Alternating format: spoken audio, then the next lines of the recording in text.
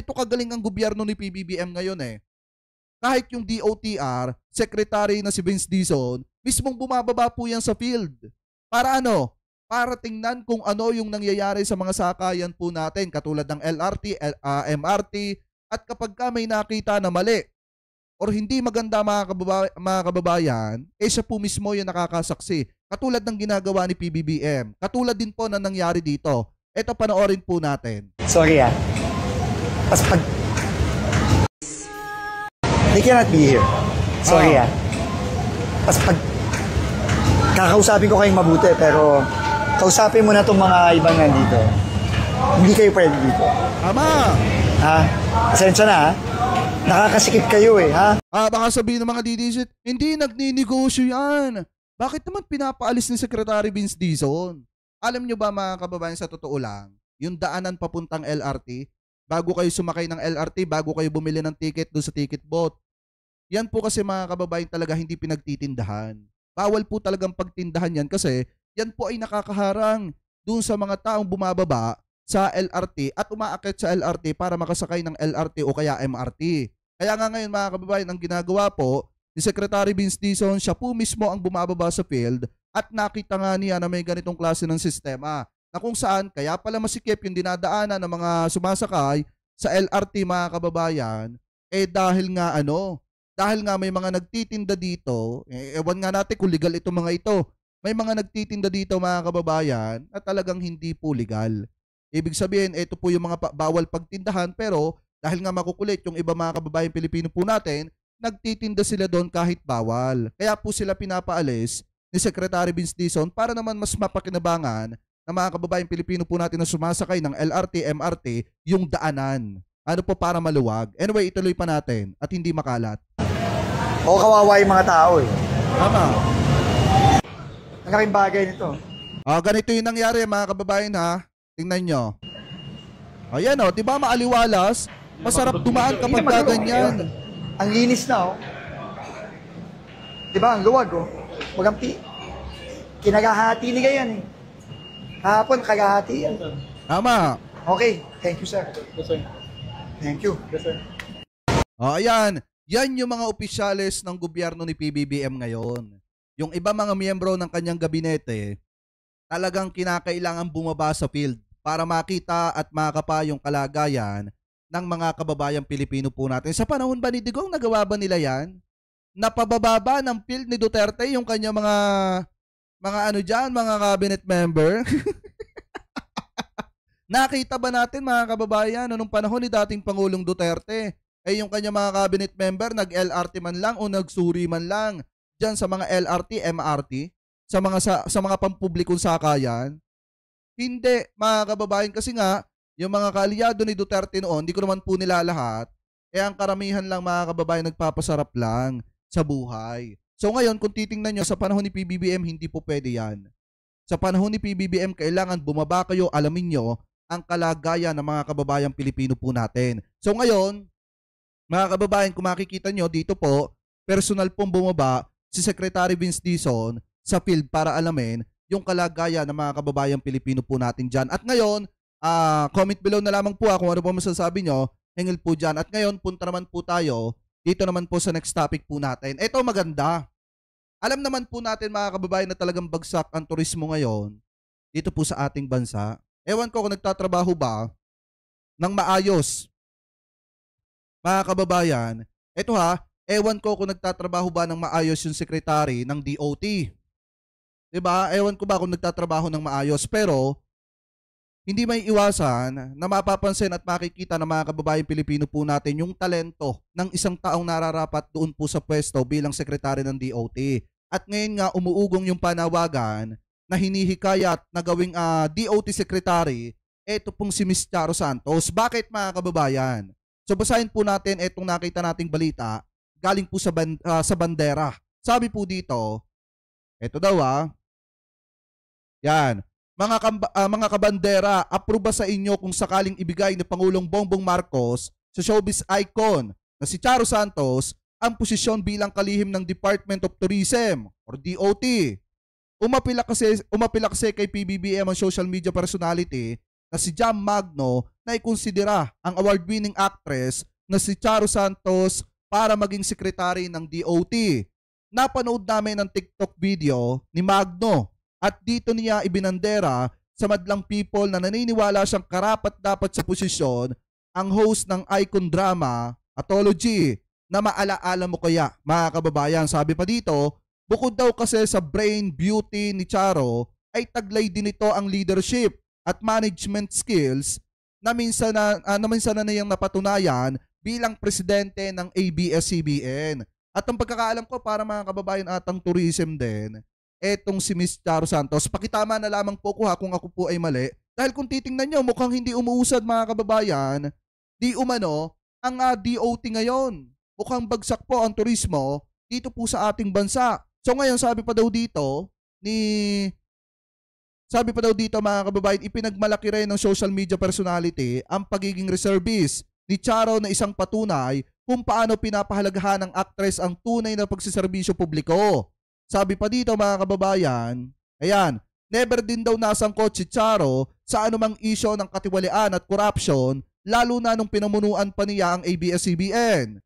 She's guwapa, she's matalino, she has a background, and she got the talent of ABS-CBN. Ayaw mo nun, you have the best in the entertainment industry. Ang papuri nito pong si Magno kay Charo Santos, mga kababayan. So ngayon, kung titingnan nyo, sino ba yung secretary ngayon ng DOT? Ang secretary po kasi ng DOT, mga kababayan, ng tourism, walang iba kung hindi itong si Ma'am Cristina, si Secretary Cristina Garcia Prasco, asawa po ni Doc Prasco. At ito pong si Secretary Cristina Garcia Prasco, ito po yung spokesperson ni Sara Duterte. So para sa akin din naman, kung ang pag-uusapan ay papaangat ng turismo dito po sa ating bansa, bakit hindi nga si Miss Charo Santos na lang ang gawin mga kababayan na sekretary ng DOT? Diba? Bakit hindi na lang siya? Kasi unang-una, kita naman po natin na marami na po talagang napatunayan eto pong si Miss Charo Santos, lalo na yung kanyang pagiging presidente di umano ng ABS-CBN. Dahil kita naman po natin, oo nga, hindi nga siya nasangkot mga kababayan sa mga anomalya o kahit na ano pa man pong corruption. At unang-una, hindi po politika o hindi po politiko etong si Miss Charo Santos. Kaya kung meron man mga kababayan, karapat-dapat po dito po sa DOT, walang iba kung hindi etong si Miss Charo Santos. Kasi nga, mga kababayan, bukod sa matalino, talagang may itsura pa. Nakarapat-dapat naman mga kababayan bilang sekretary ng DOT. Ano po ngayon mga kababayan, kung titingnan nyo pa, di ba nabanggit dito yung video ni Jam Magnus, baka sabihin ng iba, hindi, article lang naman yung binasa mo. Pakita mo sa amin yung video mismo ni Jam Magnus na nanghihikayat siya at may panawagan siya kay PBBM na ang gawin na lamang pong sekretary ng DOT, Department of Tourism, walang iba kung hindi etong si Miss Charo Santos. So ito, pakinggan po natin. This is a shout out to President Bongbong Marcos. I've never made a video for you, but this one you might want to listen to. I'm sure you're pretty much aware that your tourism secretary is not performing well. I have a suggestion, Mr. President. Kasi hindi naman talaga nagpe-perform. Hindi naman talaga mga kababayan umuusad ang Department of Tourism ngayon. Ang turismo sa bansang Pilipinas bagsak. Diba bagsak mga kababayan? Ngayon kaya kung sino-sino na lang ang itinuturo na may dahilan kung bakit bagsak mga kababayan ang turismo sa Pilipinas. Kaya nga kung ako ang tatanungin, sabi ko nga po sa inyo mga kababayan, bukod sa may utak, etong si Miss Charo Santos, maganda na at talagang hindi nasangkot sa kahit na ano pa man pong corruption dito po sa ating bansa. Lalo na hindi po politiko etong si Miss Charo Santos. Kaya para sa akin, mas maganda mga kababayan na siya na lamang yung gawin na secretary ng Department of Tourism. Ano po ngayon, ipagpatuloy pa natin. President, hear me out because I think this is pretty good. In fact, it's inspired. Have you ever considered Charo Santos to be DOT secretary? Whoa, relax. Let me explain why. I was in Manila and I realized one very important thing. That in order for our tourism to be more effective, it has to have a tourism secretary that actually has this, well, mostly this, and this. And why wouldn't we want to consider Miss Charo Santos. Let's start off with the fact that number 1, she's a reservist. Di ba bagtik? Number 2, she worked from the ranks at ABS-CBN, which is one of the most successful companies here in the Philippines. Which also means that she has... Sabi dito, di din ata performing well yung sec ng PCO, Sir Jack. Hindi ko po alam. Hindi ko po alam, mga kababayan. Hindi ko pa po masasagot yan sa ngayon.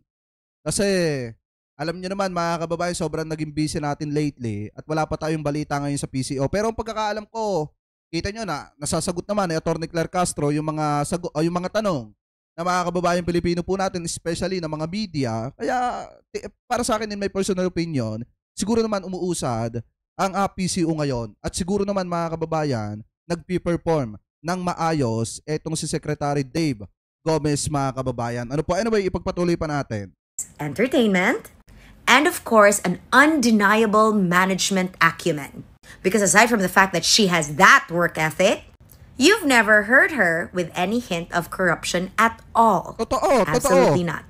What you know about her is that she is a household name. Even I grew up watching Maalala Mo Kaya with my lola. Tama. So don't think about it, Mr. President. Why don't we hire her instead? I mean, if you can afford it. Because think about it. She's guapa, she's matalino, she has the background, and damn, she's got the talent of ABS-CBN. Ayaw mo nun, you have the best in the entertainment industry. Think about all of the shots you're gonna get. And this time, it's all of the Philippines. At talagang alam mo yan. Kasi alam niya yan. And not only that, she has the best editors as well. Add on na lang that she can also come up with the best jingles. Oy, alam niyo yan. And it wouldn't hurt to see Piolo Pascual in our ads for the Philippines, right? I just have a bias, Mr. President. I'm sorry. But really, if you want to consider replacing the current tourism secretary, why don't we consider Miss Charo Santos? Wala lang. Just thought about it.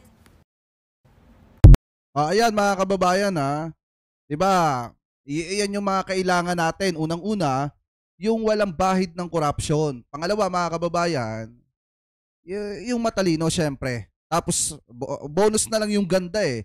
Ang kailangan talaga dyan natin, yung matalino at alam yung trabaho at mapapatakbo ng maayos, yung Department of Tourism. Para nang sa ganun, mga kababayan, kahit papaano, umusad naman yung turismo dito po sa ating bansa. Sa totoo lang, napakaganda ng Pilipinas. Napakaganda ng bansang Pilipinas. Maraming pwedeng pasyalan dito. Maraming mga spot na lugar na pwedeng dumugin ng mga turista, mga kababayan. Kaso nga lang ang problema, kung hindi umuusad o kung hindi nagpi-perform ng maayos yung sekretary ng DOT, dapat, mga kababayan, palitan. Ganun lamang po kasimple. Lagi ko naman sinasabi yan, pag hindi nagtatrabaho ng maayos sa gobyerno ni PBBM, ano ang much better na gawin? Palitan, mga kababayan, at tanggalin na lang. Palitan ng mas magaling. Kasi kung hindi po papalitan yan, mananatiling lang lugbok ang isang departamento ng gobyerno. Lalo na at alam naman po natin kung gaano kahalaga sa bansang Pilipinas ang Department of Tourism. Yan po yung sumasalamin ng ganda ng Pilipinas, mga kababayan, at yan po ang sumasalamin kung ano ang meron dito sa Pilipinas. Kaya kung hindi magpiperform ng maayos ang Department of Tourism, isa lang may problema dyan. Baka yung sekretary hindi niya napapatakbo ng maayos yung departamento ng ating gobyerno. Ano po? So ngayon, para sa akin, much better, mga kababayan, na si Miss Charo Santos yung ipalit kay Garcia, mga kababayan, bilang sekretary ng DOT. So kayo, ano po ang opinion nyo, mga kababayan, hingil po dyan sa mga topic na yan na tinalakay po natin? Ano po ang masasabi ninyo hingil po sa panawagan ni Jam Magno, mga kababayan, nang ipalit na lamang bilang sekretary ng DOT ay etong si Miss Charo Santos. So comment below na lamang po kung ano po masasabi nyo hingil po sa mga topic na yan na tinalakay po natin.